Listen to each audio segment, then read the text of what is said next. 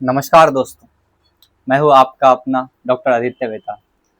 आज जो हमारा सेशन है this will be about orientation, जिसमें हम बात करेंगे कि हम साल भर किस तरीके से पढ़ाई करने। Orientation is about that, biology कैसे पढ़ने वाली, बायोलॉजी सब्जेक्ट क्या है।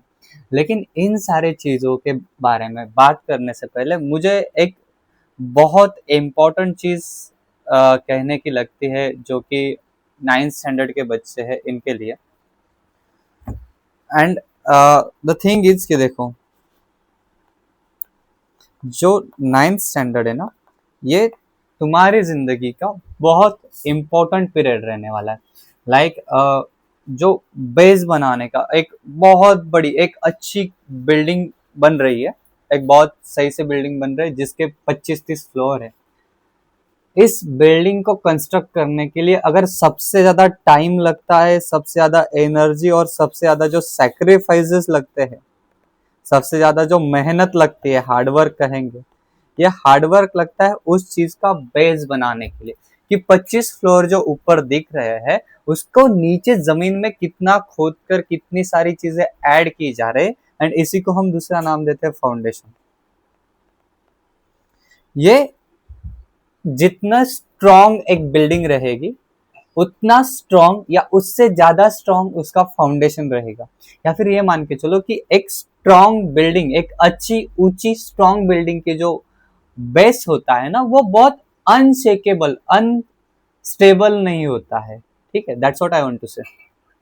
तो 9th स्टैंडर्ड को बस एक स्टैंडर्ड की तरह देखने के बजाय आप लोगों को देखना है कि ये जो साल है, इस साल में तुम्हारे जो डिसीजंस है, वो डिसीजंस तुम्हारे लाइफ में इस तरीके से इम्पैक्ट करेंगे कि तुम जो बनने वाले हो ये पूरी तरीके से चेंज हो जाएगा। जो तुम्हारा पाथ है कि तुम्हारी जो करियर की बिल्डिंग है, ये 25 फ्लोर की बनेगी, 50 की बनेगी कि 100 की बनेगी, कि एक फ्लोर पे निपटे रह जाओगे, ये जो चीज डिसाइड करने का काम है ये डिसाइड करता है 9th और 10th स्टैंडर्ड। और मैं कहूंगा कि तुम्हारे 10th स्टैंडर्ड या फिर करियर का बेस शुरू होता है 9th स्टैंडर्ड से।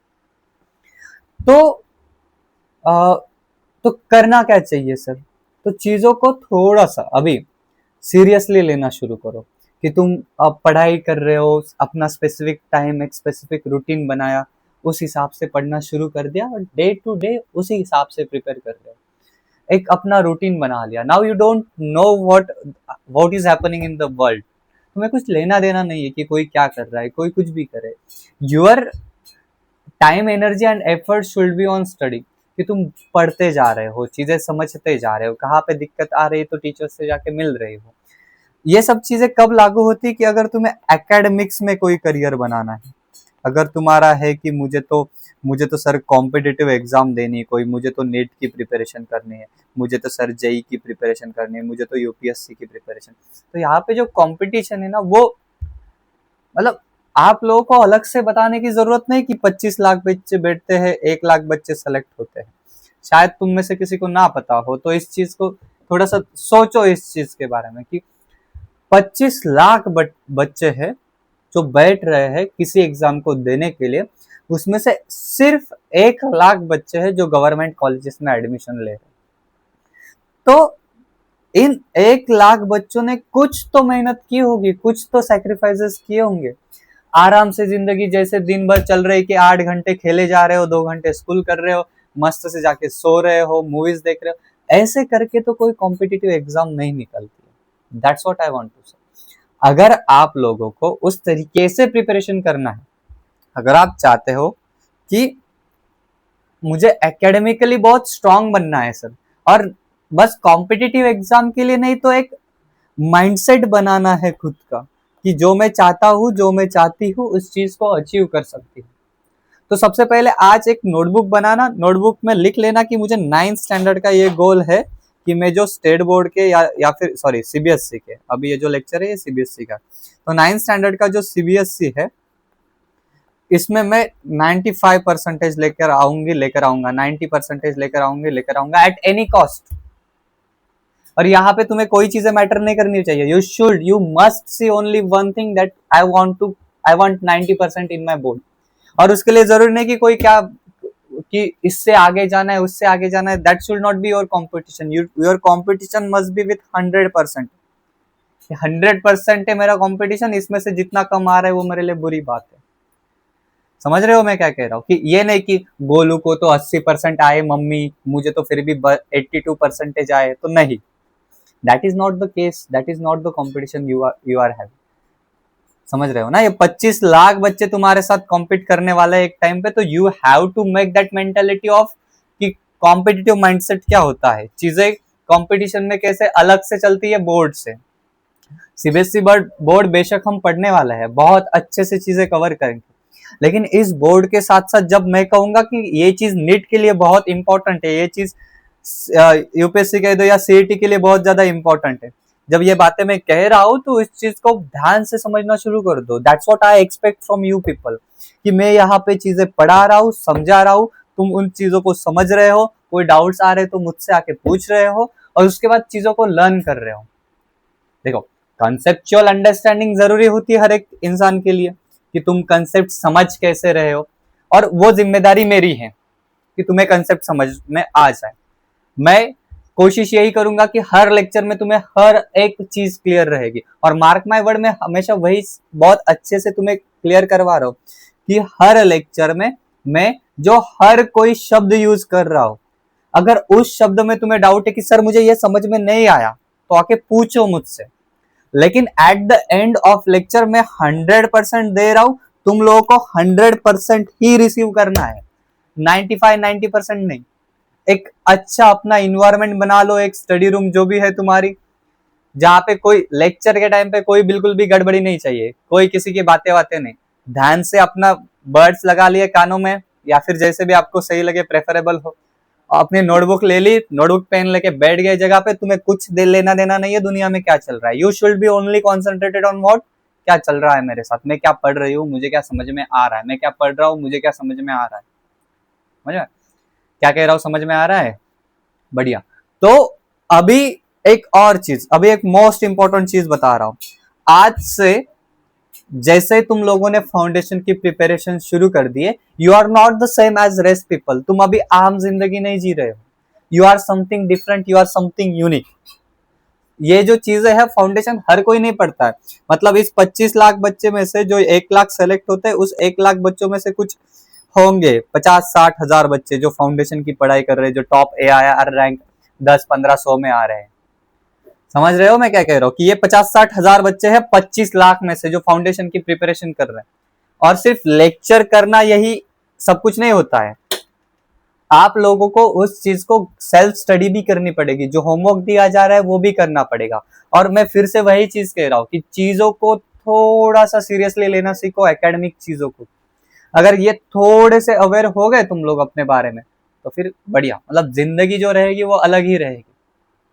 मैं तुम्हें थोड़ी सी एक और चीज, थोड़ा सा ज्ञान देने का मन है आज, थोड़ा सा एक और इम्पोर्टेंट चीज बताता हूँ। देखो क्या होता है ना, कि 9th स्टैंडर्ड से लेकर, मैं 8th नहीं कह रहा हूँ, मैं 7th में 6th नहीं कह रहा हूँ, 9th स्टैंडर्ड से लेकर 12th स्टैंडर्ड, और उसके बाद तुम्हारे ग्रेजुएशन जो भी तुम डिग्री करोगे उसके कुछ साल, ये जो होते हैं ना 5 से 10 साल मान के चलो, ये तुम्हारी जिंदगी के 70 साल तुम कैसे जीने वाले हो। अगर हम 80 साल किसी की उम्र माने, 80-90 साल, 100 मान लेते हैं, 100 साल अगर कोई जीने वाला है, तो उसके ये जो 70 साल बाकी के कैसे जिएंगे, वो कैसे जिएगा।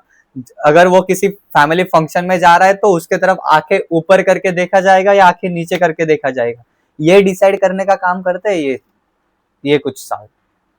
समझ रहे हो? जो रिस्पेक्ट, जो प्राइड तुम्हें मिलता है सोसाइटी में जाने के बाद, किसी फंक्शन में जाने के बाद, ये कितना मिलेगा और कैसे मिलेगा, मिलेगा या नहीं मिलेगा, ये चीजें डिसाइड करने का काम करते हैं ये कुछ साल से।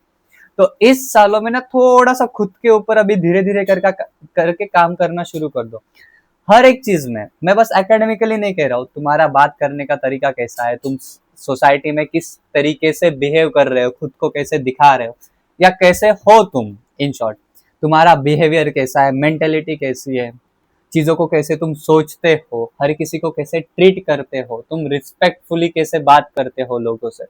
तो ये सारी चीजें एकेडमिक्स के साथ साथ खुद में इंप्रूव करना शुरू कर दो। At the end of 9th, जब तुम्हारा 9th का लास्ट पेपर हम लेंगे यहाँ पे अपने कोचिंग इंस्टीट्यूट में, तो तुम्हें खुद को, जो तुम अभी हो, ये तुम 0 पे हो, वहां से तुम, मैं चाहता हूं कि तुम 50-75 वाले स्टेयर्स पे जाओ और पहचानना भूल जाओ खुद को कि तुम क्या हो, कि ऐसे पीछे नजरें घुमा के देखो कि मैं क्या था यार उस टाइम पे जब मैंने लेक्चर लगाए थे, शुरू किए थे करना, और आज के टाइम पे मैं क्या हूं। इसमें जो ऐसा साफ साफ डिफरेंस दिखना चाहिए।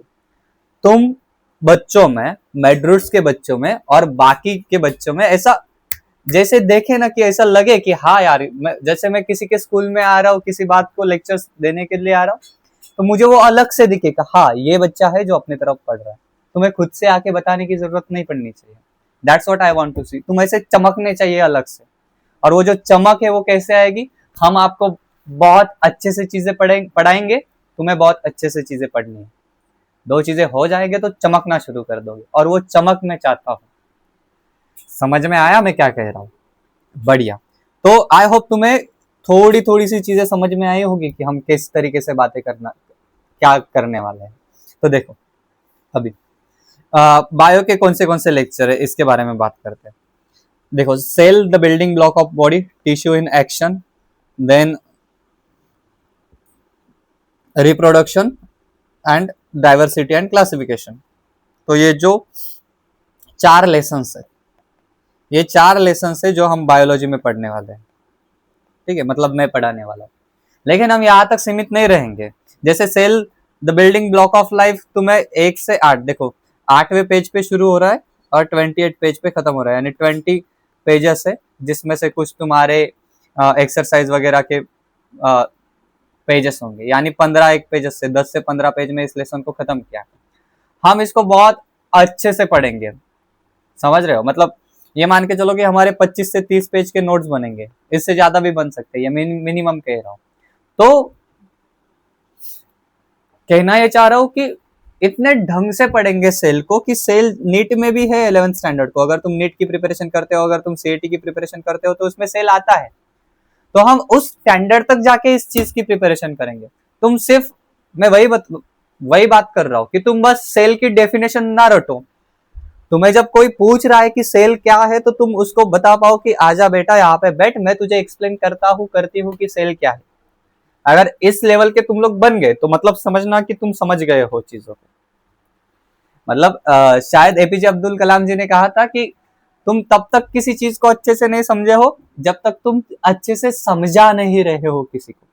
और वो एबिलिटी है जो मैं चाहता हूं कि हर एक बच्चे में रहे, कि पूछ लिया सेल क्या है तो हाथ की घड़ी मार करके cell is the structural and functional unit of life, नहीं, बिल्कुल नहीं।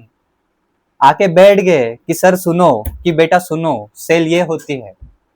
सेल होता है कि जिसके बिना हमारी जिंदगी अधूरी है। समझ रहे हो ना मैं क्या कह रहा हूं? तो इस तरीके से बनना है हमें अभी। तो अब हम क्या पढ़ेंगे, हम पूरा बोर्ड को अच्छे से पढ़ लेंगे। उसके साथ साथ जैसे हमारे 2 से 3 टॉपिक खत्म हो जाएंगे, हम नीट के प्रीवियस ईयर क्वेश्चन लगाएंगे। इस सेशन को हम नाम देंगे कौन बनेगा टॉपर, केबीटी, जिसमें 15 से 20 क्वेश्चन तुम्हें नीट के अभी तक जो आए हैं इस टॉपिक पे वो पढ़ाए जाएंगे। समझ में? हर 2-3 टॉपिक पे, यानी हम सेल पे केवल 40 से 50 क्वेश्चन नीट के सॉल्व कर लेंगे, उससे ज्यादा ही, उससे कम बिल्कुल नहीं। और नीट के कौन से प्रीवियस ईयर क्वेश्चन, ऐसे नहीं कि मैं बता रहा हूं कि बेटा जी ये नीट में आ सकता है, नहीं, ये नीट में आके गया है, मैंने तुमको पढ़ाया, तुम्हें समझ में आया, तुम लोगों ने सॉल्व किया। That's what I want to say. समझ में आ रहा है? बढ़िया। और एक चीज, इन सेशंस के दौरान बहुत सारी चीजें ऐसी होगी कि तुम्हें लगेगा कि अरे यार ये तो हमारे बुक में नहीं है, नहीं होगा तुम्हारे बुक में। ठीक है, सेल जो लेसन हम पढ़ने वाले, मैं बता रहा हूँ 10 पेजेस में अगर एनसीईआरटी ने निपटा है तो निपट ही नहीं सकता वो लेसन। हम पढ़ रहे उस एग्जाम के लिए, कॉम्पिटिटिव एग्जाम के लिए, तो हमें चीजें थोड़ी सी ज्यादा लगेगी, लगनी भी चाहिए, हमें प्रिपरेशन भी तो करना है उस डायरेक्शन में। मैं फिर से बता रहा हूँ ना, देखो जो हीरा है, हीरा ये हर जगह पे नहीं मिलता है, उस पे जब उतना प्रेशर लगता है किसी कोयले पे तब जाके वो हीरा बनता है ना। तो वही वाली चीज है, तुम लोगों को प्रेशर लगेगा, थोड़ा सा लगेगा कि यार बहुत ज्यादा चीजें लगना चाहिए, तब जाके तुम चमकोगे। और वो चमक जो है, फिर से वही बात पे आ गए ना, वो चमक देखना चाहता हूं मैं अपने बच्चों में। तो इस लेसन्स के अलावा एक और चीजें तुम्हें बताता हूं कि हम 2 चीजें एक्स्ट्रा की पढ़ेंगे। एक जेनेटिक्स को हम इंट्रोड्यूस करेंगे। और एक लेसन है chemical control and coordination, control and coordination. अब ये जो दोनों लेसन है ना, ये 10th स्टैंडर्ड में सीबीएसई को है, 10th सीबीएसई में ये 2 लेसन है, लेकिन फिर भी हम इसी साल इनको पढ़ेंगे। अगले साल तुम्हें बस ऐसा लगेगा कि अरे ये तो रिवीजन चल रही है हमारी, समझ रहे हो। तो हम 9th में 9th का सारा सिलेबस कवर करके, अब सर यही 2 लेसन्स क्यों ऐड किए आपने, इसलिए किए कि ये 10th स्टैंडर्ड में, बिल्कुल नहीं। इन लेसन्स को इसलिए ऐड किया गया ताकि ये लेसन बहुत बेस बनाते हैं बायोलॉजी का। किसी कॉम्पिटिटिव की अगर तुम तैयारी कर रहे हो तो उसमें अगर बायोलॉजी सब्जेक्ट है तो तुम्हें जेनेटिक्स आना ही चाहिए, तुम्हें हार्मोन्स के बारे में नॉलेज होना ही चाहिए, जो हम केमिकल कंट्रोल एंड कोऑर्डिनेशन में पढ़ेंगे। इसलिए नहीं कि ये अगले साल आने वाला है सीबीएसई में, इसलिए नहीं कि ये 10th में पूछे जाने वाला है, इसलिए नहीं कि मुझे 10th में बहुत अच्छा मार्क्स स्कोर करना है तो 9th स्टैंडर्ड से ही मैं शुरू कर दिया कि 10th का 9th का सारा छोड़ के, तो नहीं बेटा। हम क्या करेंगे, सबसे पहले 9th स्टैंडर्ड के लेसन सीरियली, सेल होगा, उसके बाद टिश्यू होगा। अब टिश्यू इन एक्शंस को हमने देखो, टिश्यू को बहुत दिन लगेंगे, 2 महीने लग जाएंगे लगभग हमें पढ़ने के लिए, क्योंकि हम इसको 2 पार्ट में डिवाइड करेंगे। एक प्लांट टिश्यू पढ़ेंगे, एक एनिमल टिश्यू पढ़ेंगे। अब इसको सीबीएसई ने कितने पेजेस में निपटा है, 20 पेजेस में। फिर से हमारे इसके 60 से 70 पेजेस के नोट्स बनेंगे, समझ रहे हो ना मैं क्या कह रहा हूं। तो इस तरीके से जब पढ़ेंगे तो उसके लिए बहुत मेहनत लगेगी तुम लोगों से। अब मैं 4 बार कम से कम कह चुका हूं तुम लोगों की, प्रेशर आने वाला है, मेहनत लगने वाली है, क्योंकि ये हकीकत है। मैं तुमसे बहुत फ्रैंक रहना चाहता हूं कि हमें मेहनत करनी पड़ेगी, तब जाके चीजें होगी, समझ रहे हो। तो अभी से ना एक खुद को अलग तरीके से देखना शुरू कर दो कि जब घूम रहे हो सोसाइटी में तो एक करेज कॉन्फिडेंस के साथ घूम रहे हो। और वही बता रहा हूं कि फिर से तुम्हें सेल जब आए तो ये वाली चीज नहीं आनी चाहिए तुम्हें, cell is the structure and function in it, बिल्कुल नहीं। तुम जाके समझा रहे हो चीजों को, that's what I want to see in you people, ठीक है। तो इन सारे लेसन्स को, कितने लेसन्स पढ़ेंगे अपन, 6 लेसन्स पढ़ेंगे। Cell, tissue, reproduction, diversity, genetics, chemical control and coordination. सबसे पहले हमारा बोर्ड्स के अकॉर्डिंग चलेगा, सीबीएसई के बोर्ड के अकॉर्डिंग। सेल जब हम पढ़ेंगे तो हम बोर्ड वाला भी पढ़ेंगे और उसके साथ साथ एक्स्ट्रा वाला भी पढ़ेंगे, जो हम चाहते हैं कि सेल के बारे में तुम्हें एटलीस्ट कम से कम इतना नॉलेज तो होना ही चाहिए, तो वो चीजें पढ़ेंगे। अब तुम्हें आज क्या करना है, घर पे क्लास वर्क की एक नोटबुक बनाओ, होमवर्क की एक नोटबुक बनाओ। आई वांट टू सी कि 2 अलग अलग नोटबुक है तुम्हारे पास, क्लास वर्क के लिए, होमवर्क के लिए, बायोलॉजी, सिर्फ बायोलॉजी की। क्लास वर्क्स में तुम सिर्फ नोट्स लिख रहे हो और 200 पेज की नोटबुक बनाना भर जाएगी, मेरी गारंटी है, ठीक है। इतना हम पढ़ेंगे बायोलॉजी में। तो क्लास वर्क की 200 पेजेस की नोटबुक, होमवर्क की 100 पेजेस की बनाओ फिलहाल के लिए। डेली होमवर्क दिया जाएगा, डेली का होमवर्क डेली कंप्लीट करना है, समझ में। आज भले ओरिएंटेशन है, आज भी तुम लोगों को एक होमवर्क है। आज तुम्हें होमवर्क है कि सेल क्या है, इस बारे में पढ़ो थोड़ा सा, ठीक है। थोड़ा सा मतलब 4 से 5 सेंटेंस, बस, इससे ज्यादा नहीं पढ़ाई करनी है, ठीक है। 4 से 5 सेंटेंस पढ़ लो कि सेल क्या है। फिर कल जो हम सेल की शुरुआत करेंगे तो तुम्हें आइडिया बहुत सारे क्लियर रहेंगे, ठीक है। मैं क्या कह रहा हूं समझ में आ रहा है, बढ़िया। इस लेक्चर के बाद तुम लोग अलग से स्टैंड आउट होने चाहिए। कल के बाद तुम्हें फिर से वही चीज समझाने की जरूरत नहीं पड़े कि अपने बाजू बाजू के इन्वायरमेंट छोड़ दो और पढ़ाई पे कंसंट्रेट करो। जब पढ़ाई के लिए बैठ रहे हो तो मुंह धोकर आना, फ्रेश माइंड के साथ फ्रेश स्टडी स्टार्ट करना। बिल्कुल भी जितना टाइम तक लेक्चर चलेंगे, 2 घंटे तक, 1.5 घंटे तक, उस टाइम में तुम्हें बिल्कुल भी इधर उधर क्या चल रहा है कुछ लेना देना नहीं होना चाहिए। शुरू हुआ लेक्चर, लेक्चर खत्म हुआ, नोट्स बनाए, होमवर्क कंप्लीट किया, सेल्फ प्रिपरेशन किया, दूसरा लेक्चर शुरू कर दिया। सिमिलरली 2 से 2.5 घंटे हम उसी तरीके से टाइम रखेंगे लेक्चर्स का, 40 to 45 मिनट्स का टाइम रखेंगे, अराउंड 30 to 35 मिनट्स स्टार्टिंग में थोड़े से कम रहेगा। तो अगर 30 मिनट का लेक्चर चल रहा है तो उसके बाद 30 मिनट तक तुम्हें खुद से सेल्फ स्टडी करनी है, उसके नोट्स लिखने, उसका होमवर्क कंप्लीट करना है। फिर उसके बाद नेक्स्ट लेक्चर शुरू होगा, समझ में। 30 मिनट का तुम्हें ब्रेक दिया जाएगा जिसमें तुम्हें पढ़ाई करनी है, ठीक है। आइडिया क्लियर हो गया सब लोगों को। और सेल्फ स्टडी बहुत मायने रखती है। हम लोग यहाँ पे आके तुम्हें 11वीं का तुम्हें रॉकेट साइंस पढ़ा रहे हैं, तुम लोग खुद से पढ़ ही नहीं रहे तो कुछ मतलब नहीं है उस चीज का, ठीक है। आई होप आप लोगों को सारी चीजें समझ में आई होगी, ठीक है। तो मिलते हैं अगले लेक्चर में अगले कंसेप्ट के साथ, तब तक हैव अ नाइस डे, पढ़ते रहे, बाय बाय।